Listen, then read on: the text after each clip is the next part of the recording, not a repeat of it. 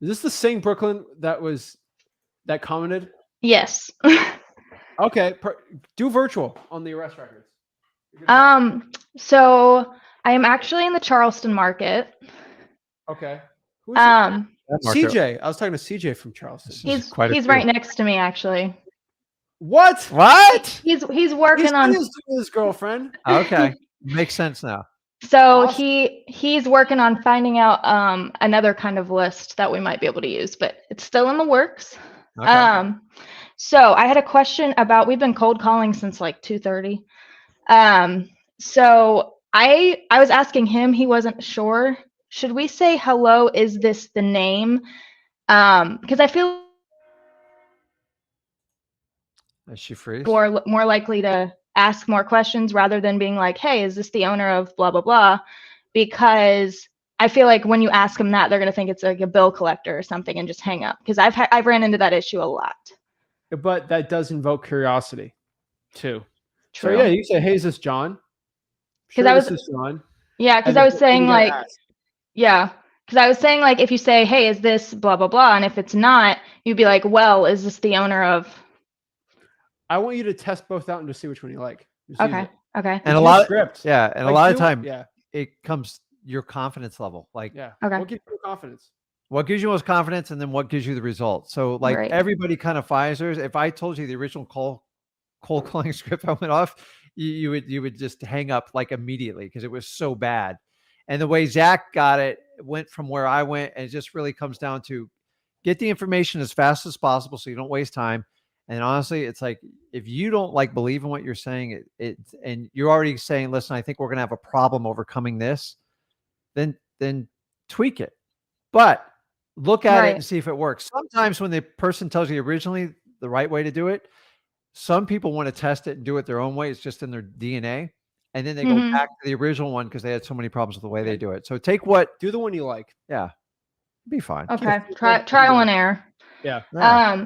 So I did call someone today, and it was a younger girl, obviously not the right number. She was like, oh, this is a spam call, blah, blah, blah, and then proceeded to kind of get nasty with me. And then I calmed her down, and I was like, wait, what do you mean? So apparently my number is popping up as spam. So it like says like potential spam. So like, what do I do about that? So are you using one phone number? I'm using Google Voice.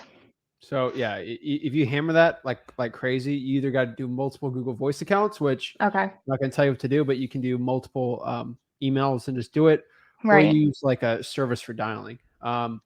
One tip I can give to you is there's other services that give you free phone numbers too. There's some like free paid. There's some paid ones.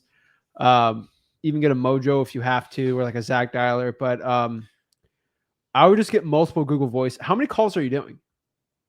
If you've been calling since 2:30, I mean it's quite a bit, and I've been doing it. We've been doing it since Monday. We usually do it around 3 to around 7. I'm using one number. You got to switch it up a little.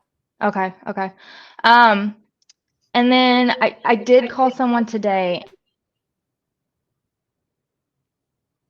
It was probably a cash buyer. But he said it was pointless to cold call, and I was stupid if I wasn't doing direct mail. So you have direct mail money? You want to drop $4,000 a month? Not probably not, right? No. So I just people also say it's stupid not to own a yacht.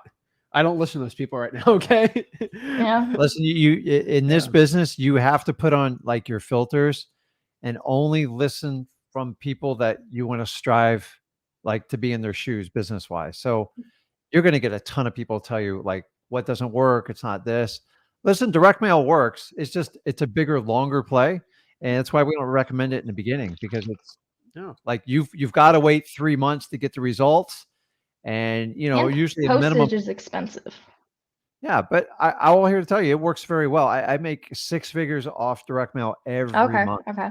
But I didn't start out doing that, and I'm not going to like walk you down. Our average deal is $50,000, and we've been doing it a very long time. But I got 20 years experience talking to people. Right. Get your first couple deals. Stop worrying about like what other people tell you. It's usually family that hammers you the worst. What are you doing this for? It's stupid. Go get a regular job. The fact that you're making the phone calls and stuff, you have the right attitude. The reality is in wholesaling in the very beginning, when you're doing all the right stuff and you're not quite getting the results, it's when you're most effective. You just don't realize it yet. I'm telling you, it will come across your lap. And you are not being rewarded right now. You're actually being punished by outsiders. Just filter them out. They want to be average. They want to do their 9 to 5. Like, just separate yourself from it. There's a reason they're a cash buyer, not a wholesaler. So wholesalers don't fret over it.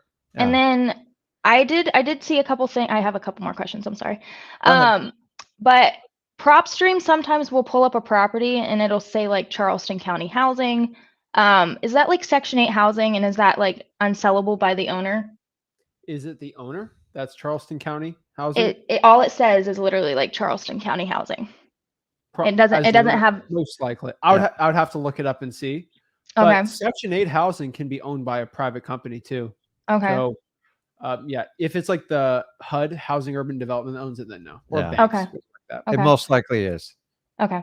And then this was a question about the list. CJ already talked to you about our issue getting the probates, but I called. There's no issue anymore. I pulled it. Yeah, we figured that out. But the water company, I called them because you were talking about water list today, and I used the excuse that it was for independent research, and she was like, I can't give that to you due to it being, there's confidential info on the list, and I'm like not able to give that to you. And address. Can I have the address? Brooklyn, you should do doing it for a school project. I that's what I said, basically. Oh, wow. I said, yeah, my professor wants me to pull this for a project or something. All right. Well, I just said, I guess so. So did you go in person? No, it was a phone call. I was. You gotta go in person. I was at work. Speaking to the manager. Remember, you're only looking for really the address. Yeah, you're just talking to the receptionist, and they think they know everything, and they want some. Yeah. You can get away with just the address because you can look up the information yourself. Just get the address and just say, listen, if you got social security numbers and phone numbers, you can redact it. Like, it's no big deal. Just put a black marker on it. Tax paying. You gotta go. You gotta find somebody who actually knows it's the law. They have to give it to you, and unfortunately, you gotta find a manager in person. The 19-year-old that's answering the phone call. They're there for 2 months. They don't know the law. It's easy to say no over the phone. Right. Even easier in email. And then, how soon should we contact heirs after death? ASAP. If not, you like if it's in an obituary. So I'm not telling you what to do, but like either you do it or realtors. Someone's going to contact them. And like I always do. This is the way we teach at freewholesaling.com. Oh, we've always done it. You reach out to the person, okay? Okay. You play stupid. Are you the owner of this house? Or are you looking to sell it? I'm assuming the heir owns the house. Right. If I call them and say, hey, I saw someone died, I'm looking to buy it, you're never going to do well. Play stupid, you just assume. Right. And guess what? If they don't want to talk about it, no, I'm not looking to sell it. Or how do you know I own the house? Well, I just have a list here. Yeah. And then they'll say, you know what? Probably not right now, but I'll keep your information. Because realtors send mail like the day of. Right. Wholesalers are going to be doing it when it happens. I'm not telling you what to do, but someone is going to be marketing. I'd rather you be the first person than not. Yeah. And remember, if you have success pulling the probate list, it's typically 30 to 60 days after the death event.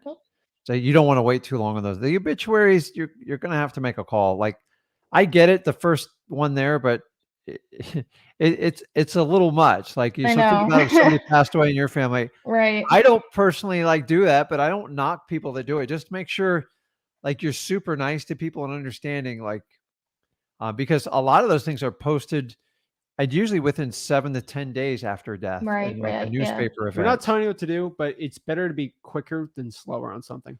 Yeah. Right. And just then the day of. Do you guys happen to know like the best website to find relatives on?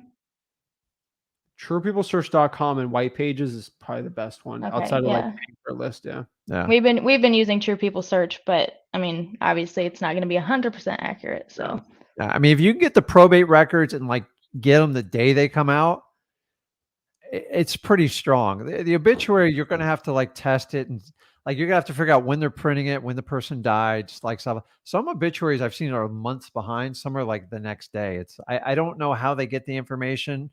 I believe it's the family that initiates a obituary, but right.